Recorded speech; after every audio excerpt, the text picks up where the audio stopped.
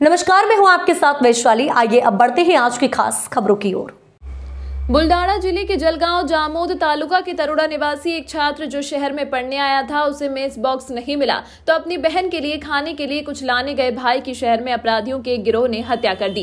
एक दोस्त के जन्मदिन के उपहार के रूप में इस हत्या में एक निर्दोष छात्र की मौत हो गई थी। इस मामले में सरकारी वकील उज्जवल निकम की नियुक्ति की मांग और इस मामले को रोकने के लिए 9 जनवरी को दोपहर 12:30 बजे संभाजी पार्क से एक मूक मोर्चा निकाला जाएगा। ऐसी जानकारी आज एक पत्रकार परिषद में उद्धव बाला साहेब ठाकरे, शिवसेना के विधायक नितिन देशमुख ने शहर के अभिभावकों, सामाजिक संगठनों और छात्रों से इस मार्च में बड़ी संख्या में शामिल होने की अपील की। विदर्भामध्ये शिक्षणाचं हब झालेलं आहे। ज्या शिक्षकांनी, ज्या कोचिंग क्लासेस वाल्यांनी गेल्या 10-15 वर्षापासून मेहनत घेतली आणि ह्या जिल्ह्यातून, ह्या शहरातून अनेक डॉक्टर, MBBS, IAS निर्माण केले।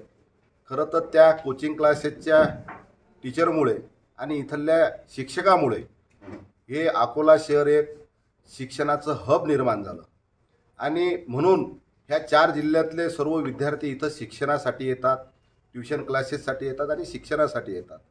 असाच एक विद्यार्थी अकोल्यामध्ये बुलढाणा जिल्ह्यातला जळगाव जामोदचा विशाल नावाचा विद्यार्थी इथं शिक्षणासाठी आला, ट्यूशन क्लासेससाठी आला। त्याची 1 जानेवारी रोजी संध्याकाळी त्याचा जेवणाचा डबा आला नाही म्हणून आपल्या बहिणीला जेवणाची डब्याची सोय झाली नाही, त्याची जेवणाची व्यवस्था झाली नाही म्हणून सायंकाळी तो किराणा दुकानावर गेला बहिणीला बिस्किटचा पुडा आणण्यासाठी, वेफर्सचं पाकिट आणण्यासाठी, की आपली बहीण उपाशी आहे, आपण उपाशी आहे, डब्बा आला नाही म्हणून तो किराणा दुकानावर गेला वेफर्स आणायला आणि त्याची बहीण घरी वाट पाहत बसली। त्याचा भाऊ परतच आला नाही, कारण की काही गुंड प्रवृत्तीचे लोक तिथं वाढदिवस साजरा करत असताना त्या मुलांना गिफ्ट पाहिजे होतं। ते गिफ्ट म्हणून त्या विशालला गिफ्ट दिलं आणि त्याच्या पोटात चाकू खुपसून त्याची हत्या करण्यात आली। अशा गुंड प्रवृत्तीच्या विरोधात शिवसेनेच्या वतीनं 9 तारखेला 12:30 वाजता जवाहर चौकामधून आम्ही निषेध मोर्चा आणि मूक मोर्चाचं आयोजन केलं। आयोजन यासाठी केलं कारण की ह्या शहरातील अनेक सामाजिक संघटना याच्यामध्ये सहभाग घेणार आहे। ह्या शहरातील अनेक कोचिंग क्लासेसचे विद्यार्थी, टीचरसुद्धा याच्यात सहभाग घेणार आहेत आणि कोणाला नाहक त्रास झाला नाही पाहिजे म्हणून आम्ही शांततेच्या माध्यमातून मूक मोर्चाचं आयोजन केलं।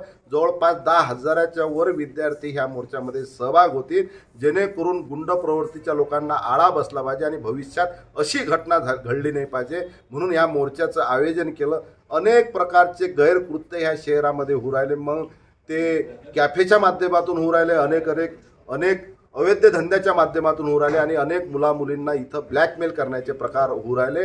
म्हणून सर्व विद्यार्थी, आई वडिलांसह मी विनंती करतो त्यांच्या की आपण मोर्चामध्ये सहभागी व्हावं। इस अंक में फिलहाल इतना ही। अगले अंक में आपसे फिर होगी मुलाकात। तब तक के लिए नमस्कार।